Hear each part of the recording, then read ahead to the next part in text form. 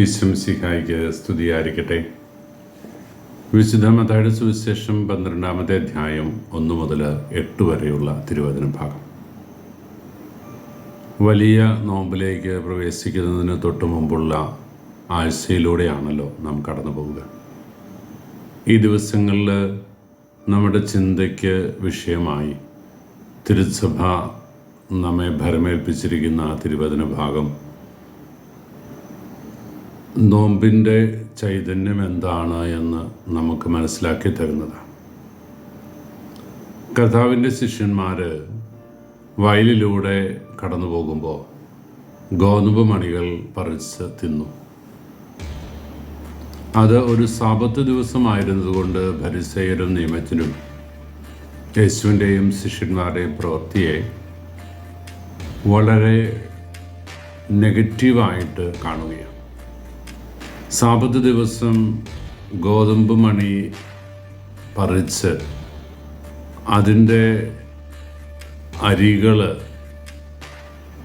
കയ്യിലിട്ട് ഞെരടി കഴിച്ചു എന്നത് ഒരു ജോലിയായിട്ടാണ് ഈ ഫരിസേയ നിയമജ്ഞ സമൂഹം കാണുക. അവർ ഈശോയെ കുറ്റപ്പെടുത്താൻ തുടങ്ങിയപ്പോൾ ഈശോ 2 ഉദാഹരണങ്ങൾ പറഞ്ഞു. ഒന്ന്, ദാവീദും അനുചരന്മാരും ദേവാലയത്തിൽ കയറി പുരോഹിതർക്കല്ലാതെ മറ്റാർക്കും കഴിക്കാൻ അവകാശമില്ലാതിരുന്ന കാഴ്ചയപ്പം എടുത്ത് ഭക്ഷിച്ചു. 2, സാബത്ത് ദിവസം പുരോഹിതർ ദേവാലയത്തിൽ കാഴ്ചയർപ്പിക്കപ്പെടുന്ന ബലിവസ്തുക്കളുടെ ഓഹരി കഴിക്കുന്നു. ഈ 2 അർത്ഥത്തിലും സാബത്ത് ദിവസം സാബത്ത് ലംഘിക്കപ്പെടുന്ന സാധ്യതയെക്കുറിച്ച് ഈശോ സൂചിപ്പിക്കുകയും എന്നിട്ട് അവിടുന്ന് പറഞ്ഞു, മനുഷ്യപുത്രൻ സാബത്തിൻ്റെയും കർത്താവാണ്. പ്രിയപ്പെട്ടവർ, ഈ വചനം നമ്മുടെ ഹൃദയത്തിൽ കോറിയിടുന്ന ചിന്ത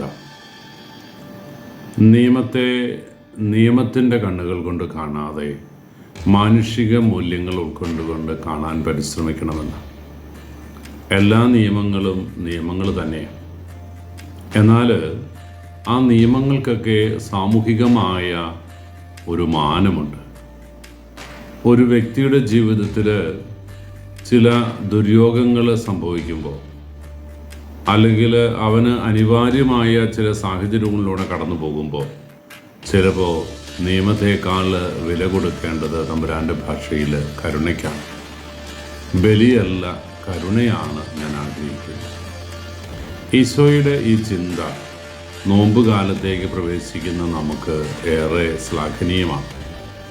നോമ്പെന്ന് വെച്ചാൽ കുറേ അനുഷ്ഠാന വിധികൾ പൂർത്തിയാക്കലല്ല, കുറേ ഭക്ഷണ സാധനങ്ങൾ വേണ്ട എന്ന് വെക്കുന്നതല്ല. അതൊക്കെ ഈ കാലഘട്ടത്തിൽ ആവശ്യമാണ്, അത് ചെയ്യുക തന്നെ വേണം. പക്ഷെ അതിൻ്റെ പേരിൽ ഒരുപക്ഷെ മാർപ്പാപ്പ മുതൽ ഇങ്ങോട്ടുള്ള വചനപ്രഘോഷകരുടെയും ധ്യാനപ്രസംഗങ്ങളുടെയും ഒക്കെ പ്രസംഗങ്ങളിൽ കൃത്യമായിട്ട് പറഞ്ഞിട്ടും നമ്മൾ ഉൾക്കൊള്ളുന്നത് വളരെ നെഗറ്റീവായ ഒരു തലത്തിലായിട്ടുള്ള ഒരു മേഖലയെക്കുറിച്ചാണ്.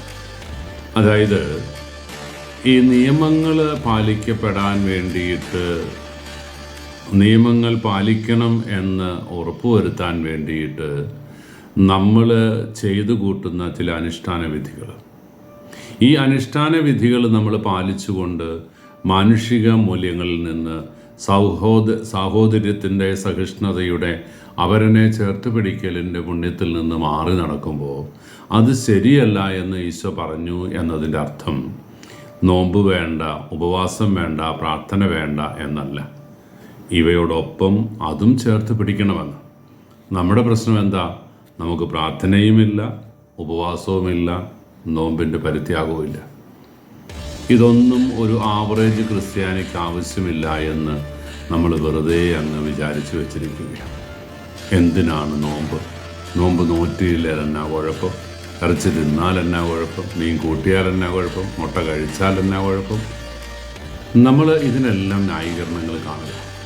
ഈ ന്യായീകരണങ്ങൾ കണ്ടെത്തുന്ന നമ്മൾ സഹോദരരോട് എന്തെങ്കിലും കരുണ കാണിക്കാനോ നോമ്പ് കാലത്ത് എൻ്റെ ജീവിതത്തിൽ സവിശേഷ വിധിയായി ചില പുണ്യപ്രവൃത്തികളൊക്കെ ചെയ്യണമെന്ന് ആഗ്രഹിക്കുക പോലും ചെയ്യുന്നില്ല എന്നതാണ് നമ്മുടെ ദയനീയമായ കാര്യം.